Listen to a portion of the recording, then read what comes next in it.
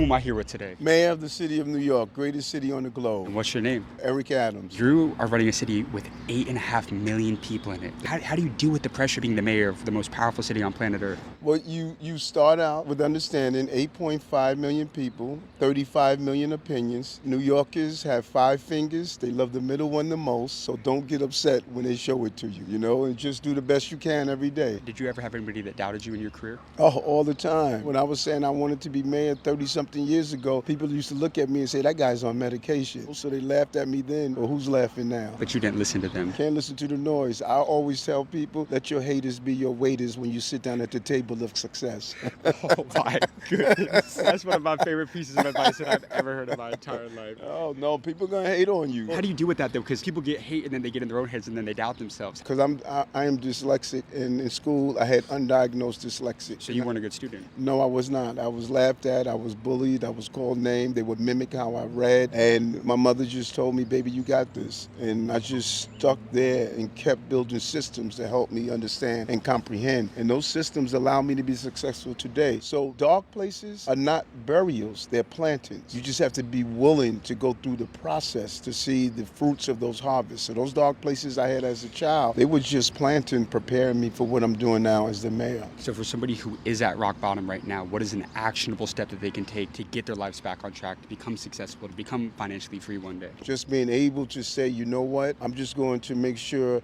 I get out of bed. I'm going to make sure that I take that shower. More small successes, you start to see bigger successes the next day. You're just moving forward. Don't worry about it. It's not instant. One step at a time, and it will all come together. The only time it doesn't come together is when you stop taking that step. The only fight you will lose is the one when you don't throw the punch. Have you ever been depressed? Oh, yes, without a doubt. You see, this job as mayor, my first few weeks as mayor, I lost 2 young cops, Officer Mora and Rivera. I sat in the hospital where an 11-month-old baby was shot in the head and the mother was there. We went to a fire where a large number of people lost their lives in. So there are many moments when you get depressed and you say, am I doing it correctly? Because lives depend on me. But in all of those moments, I go back to the foundation of it all. Eric, you're the mayor of New York. That depression doesn't last long. And your last message to the younger generation? I would tell them, be unafraid, be bold, be true, but most importantly, be you. Just be you. Nothing is worse than completing your life journey and you live based on how other people look at you. Trust me when I tell you.